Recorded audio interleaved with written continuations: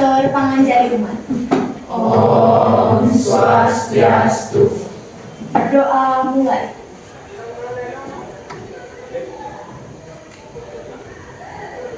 Berdoa selesai.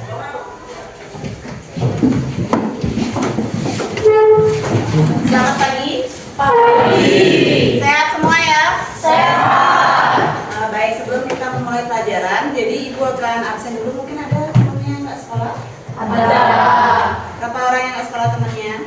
Dua. Temennya siapa yang nggak sekolah?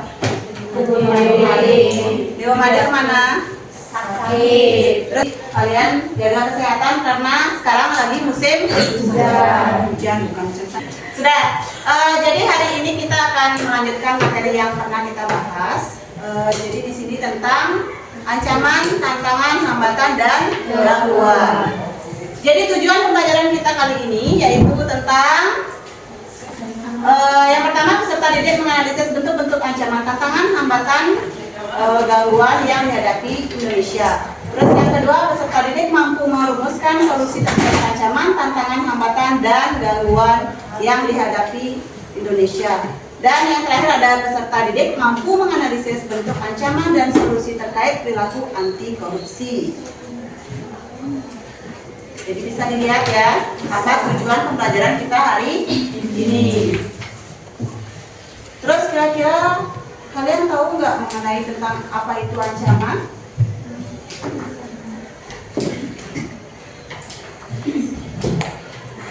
Ada yang tahu apa itu ancaman? Silakan. Ancaman dijelaskan sebagai setiap usaha dan kegiatan baik dari dalam negeri maupun luar negeri yang dinilai dapat membahayakan kedaulatan, keutuhan wilayah negara, dan keselamatan segenap bangsa. Yang lain dengar? Dengar. Sudah dapat apa belum? Sudah kan sudah pernah kita bahas tentang ancaman itu apa, gangguan itu apa, hambatan itu apa ya. Jadi silakan dipelajari ulang lagi. Terus untuk selanjutnya Ibu akan memberikan kalian pemahaman tentang apa itu ancaman melalui tayangan video.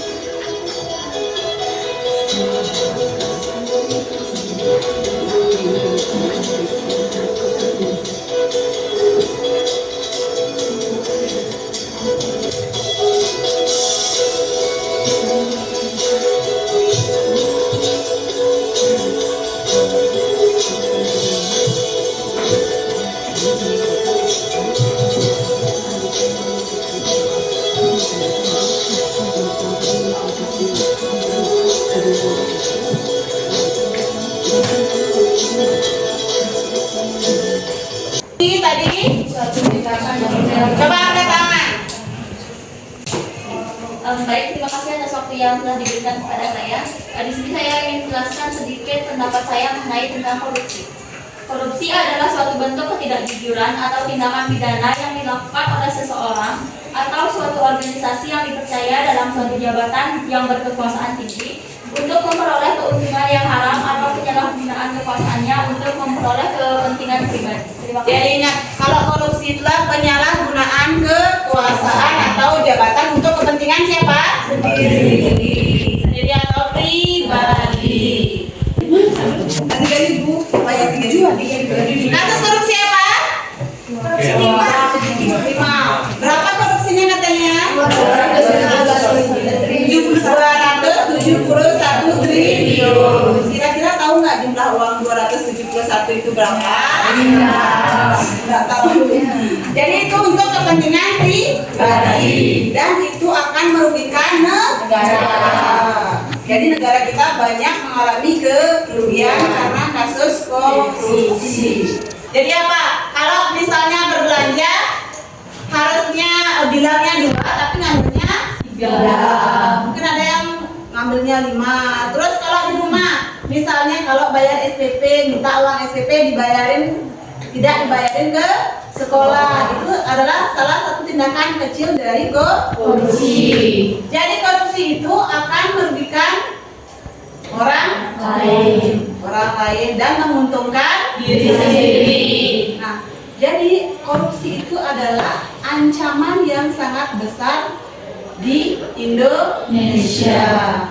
Ingat, itu merupakan ancaman terbesar di Indonesia, yaitu korupsi ya, karena melibatkan untuk masyarakat banyak dan menguntungkan diri sendiri. Jadi sekarang kita akan buat kelompok.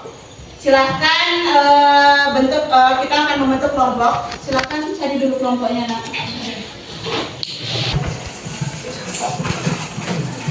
Jadi di sini ada 6 kelompok. Jadi sekarang Ibu akan memberikan kalian LKPD. Silahkan LKPD-nya dibaca. Apa yang perlu dibuat ya? Korupsi. Jadi silakan kalian di sini buat poster yang berkaitan dengan perilaku korupsi. Terus yang kedua selanjutnya yaitu kerjakan hasil kelompoknya, silakan dipresentasikan sebentar di depan kelas. Yang lain kelompoknya menanggapi dan disimak. Terus kalau memang perlu ditanyakan atau memberikan kritik boleh ya. Silakan dikerjakan. Nanti pada LKPD silakan ditulis nama kelompok dan nomor absennya ya.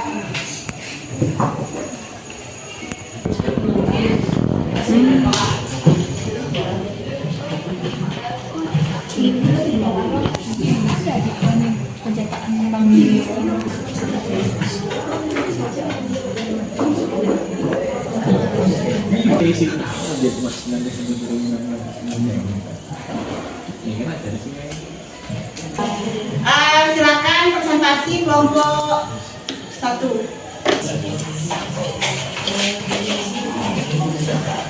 Yang lain silakan disimak dan diperhatikan. Kalau memang ada kritik atau kalian perlu menanyakan kepada kelompok 1, silakan ditanyakan ya. Om Swastiastu. Halo teman-teman semuanya, selamat pagi. Oke, jadi kami dari kelompok 1 akan mempresentasikan hasil dari diskusi kami. Langsung saja kita mulai presentasinya. Jadi, seperti yang sudah kita ketahui, korupsi adalah tindak penyalahgunaan kekuasaan yang dapat merugikan orang lain dan menguntungkan diri sendiri. Nah, kalian kan sudah mengerti nih apa itu korupsi. Jadi, sekarang kami akan mempresentasikan cara mengatasi kasus korupsi. Nah, jadi di sini kita akan menyebarkan satu dari poster kita yang bisa kalian lihat. Oke. Mengatasi kasus korupsi memerlukan pendekatan holistik yang melibatkan berbagai pihak, termasuk pemerintah, lembaga penegak hukum, sektor swasta, dan masyarakat. Berikut adalah beberapa langkah yang dapat diambil untuk mengatasi kasus penguatan sistem hukum dan peraturan, meningkatkan keefektivitas hukum terhadap perilaku korupsi dengan memperkuat undang-undang anti korupsi dan menegak sanksi yang tegas dan adil.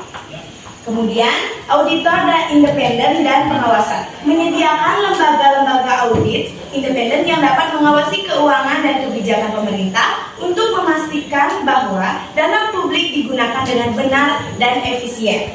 Yang ketiga, ada transparansi dan akuntabilitas. Meningkatkan tingkat transparansi dan akuntabilitas di semua tingkatan pemerintahan. Ini termasuk memberikan akses yang lebih besar kepada masyarakat terhadap informasi publik, termasuk data keuangan dan kebijakan. Yang keempat, ada pelatihan dan pendidikan. Memberikan pelatihan dan pendidikan tentang etika dan integritas kepada pejabat dan pemerintah, pekerja sektor swasta dan masyarakat untuk meningkatkan kesadaran mengenai konsekuensi dari tindakan korupsi.